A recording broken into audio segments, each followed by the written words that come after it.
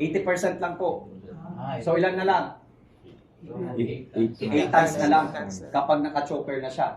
Kapag ginawa nyo siyang basket hitch times 2, 50 na lang. 20 tons. 20 tons.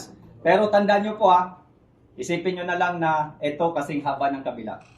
Madodoble po kapag basket, magiging 20 tons. Pero ang usapan po sa 20 tons or times 2 ng working load limit, kung itong kabila at ito ay straight, tuwid. Kapag nag-angle po yan, meron ng angle, di ba? Kapag nag-angle yan, times 1.7 na lang kung 60 degree. So ilan na lang? 10 tons times 1.7? 17 tons.